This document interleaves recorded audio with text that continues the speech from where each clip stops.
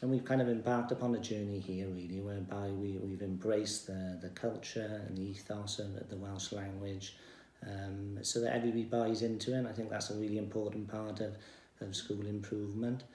As part of that action planning, in terms of their kind of leadership role, it's meant that we've ensured that everybody's had appropriate training to deliver the Welsh language packs. We've also made sure that the crew Cymraeg have had a really kind of high profile, and they really have been instrumental in not only kind of keeping the teachers on their toes in many respects, but also kind of making sure that Welsh language outside of the classroom has had a particularly high profile. And this includes greeting and meeting visitors, actually playground games, leading assemblies, and they were highlighted by Estyn actually for doing a fantastic job, and we're very proud of them.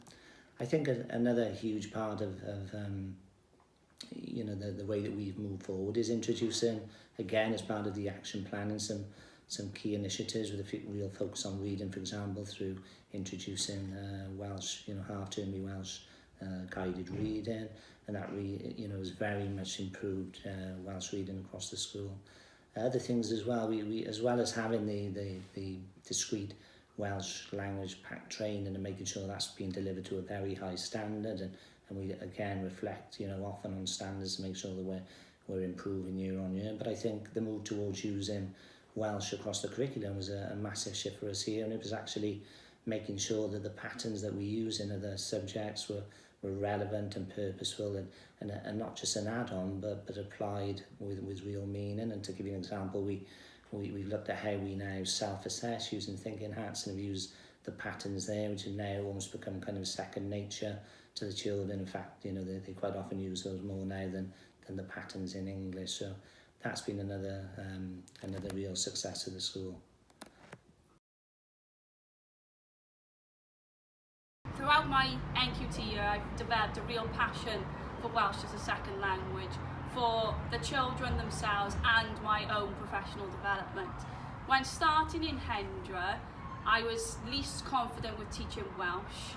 Although I have a high degree of understanding of Welsh, I still found it very difficult to teach the children. So through the support of the Deputy Head Jane, I've been able to develop my confidence and my understanding of the Welsh second language in order to now for myself be able to start to take it across the curriculum. Recently, I've had a real focus on taking Welsh across the curriculum, and during a recent lesson observation I decided to do the lesson that I was planning to do, but through the medium of Welsh. The subject that we were doing it around was our Tudor topic, and I decided that to give it that extra layer and to start focusing on the new curriculum and the new areas of learning experience, I decided that to introduce the children that subject areas can overlap and allow them to be able to understand that the subjects that we learn throughout our day at Hendra aren't standalone, and that we can interweave them and overlap them with one another. So within that lesson, I decided that we would be introducing different topics that I have developed through the scheme, such as boedd for food, a disgrifiwch for describing, and looking at money, arian and Gymraeg. So I planned out the lesson that the children would start with boedd as the overarching subject, and then I would introduce different things across the carousel activity for the children to be able to use the Welsh language across the curriculum in their humanities book. So during that lesson, I have 5 activities going on in the classroom. The first activity was with me, where we did food tasting, where the children had to share their opinions yn Gymraeg, saying dwi'n hoffi, dwi ddim yn hoffi, dwi'n casau, across, to be able to share what they thought of the different foods. The following activity then was creating a menu for Henry VIII himself. The children had to look at different foods of what the Tudors would have eaten and then create a Welsh menu for Henry VIII. Following on from that, we used real life experiences, so we went on to Asda and Morrison's to see the prices of the foods that Henry VIII would have had and how much that would have cost in a weekly food shop. This was all then transferred yn Gymraeg to look at the money aspect of that skill. Following on from that, we have Venn diagram. The children had to sort the Welsh foods into healthy and unhealthy. And the final activity was a cafe outside where the children practiced their oracy skills by ordering and saying what they would like, what they didn't like in the Welsh.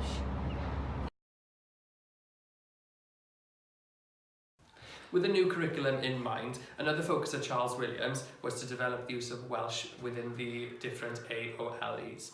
For example, in Year 5-6, we have utilised the Ein Stori Ni Podantyr text and have used it within our humanities scheme of work, as well as been evaluating our work through the medium of Welsh. In Year 3-4, we have been developing the use of Welsh in the expressive arts. A recent language pattern taught in Year 3 was Beth Wyt ti'n gallu gweld, and when studying the Welsh artist Cyffin Williams, a pupil responded with Dwi'n gallu gweld mountain llwyd gyda aur y gwyn. This will continue to be a focus for the school, and I will continue to develop staff to gain confidence in teaching Welsh in other areas.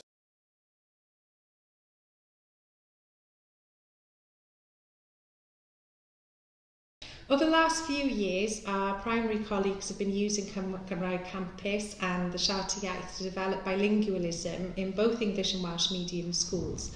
The Welsh Government have yet to release a national version, so using both models, we compared the relevant steps and created a model that would be suitable for secondary schools and enable secondary schools to develop a Siarter Iaith and provide a benchmark for use as a school to measure our own progress.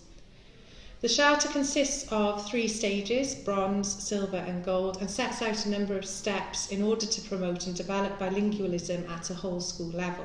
King Henry's version has been made available to all schools attending our bilingualism course within our consortia, as a starting point for others to amend, adapt and develop within individual settings. It's proving to be a valuable tool in engaging staff and pupils alike.